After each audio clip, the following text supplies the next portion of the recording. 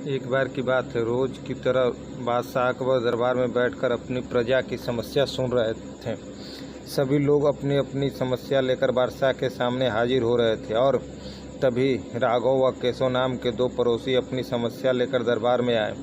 इन दोनों की समस्या की जड़ था इन दोनों घर के बीच में मौजूद फलों से लबालब भरा आम का पेड़। मामला आम के पेड़ के मालिकाना हक को लेकर था। राघव कह रहा था कि पेड़ उसका है और केशव झूठ बोल रहा था।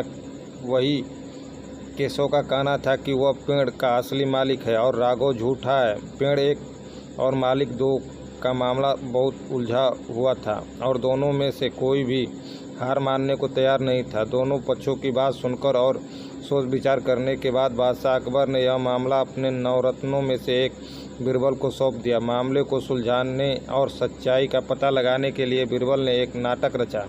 उस शाम बीरबल ने दो सिपाहियों से कहा कि वे राघव के घर जाएं और कहें कि उसके आम के पेड़ से आम चोरी हो रहे हैं।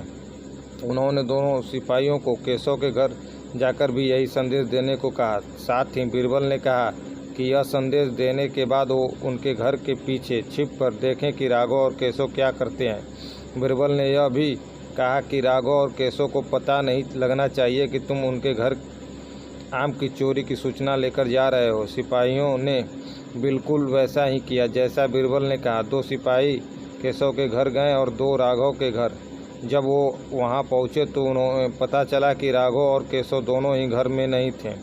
तो सिपाहियों ने उनकी पत्नियों को यह संदेश दे दिया। जब केशव घर पहुंचा तो उसकी पत्नी ने उसे आम की चोरी की सूचना दी।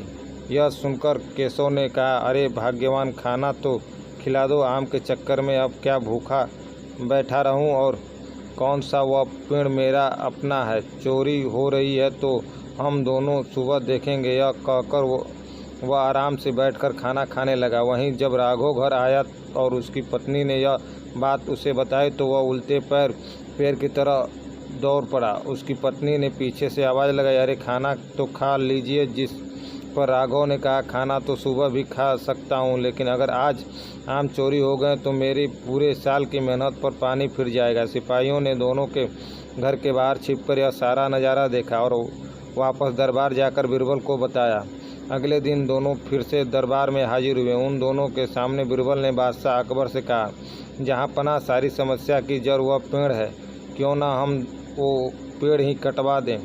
न रहेगा बाँस न बजेगी बाँसुरी। बादशाह अकबर ने इस बारे में राघव और केशव से पूछा, इस बारे में आप दोनों का क्या ख्याल है। इस पर केशव ने कहा, हुजूर आपकी हुकूमत है, आप जैसा कहेंगे मैं वैसे चुपचाप स्वीकार कर लूँगा। वहीं राघव ने कहा, मालिक, मैंने 7 वर्ष तक उस पेड़ को सींचा है। आप चाहें तो उसे केशव को दे दीजिए, लेकिन कृपया करके उसे कटवाएं ना। मैं आपके आगे हाथ जोड़ता हूँ। उन दोनों की बात सुनकर बादशाह अकबर ने बीरबल की तरह देखा और कहा, अब आपका क्या कहना है बीरबल। इसके बाद बीरबल ने बादशाह को बीती रात का किस्सा सुनाया और मुस्कुराते हुए कहा, हुजूर पेड़ एक और मालिक दो, ऐसे कौन से हो सकता है। कल रात हुई घटना और आज हुई इस बात के बाद यह साबित हो चुका है कि राघव ही पेड़ का असली मालिक है और केशव झूठ बोल रहा है।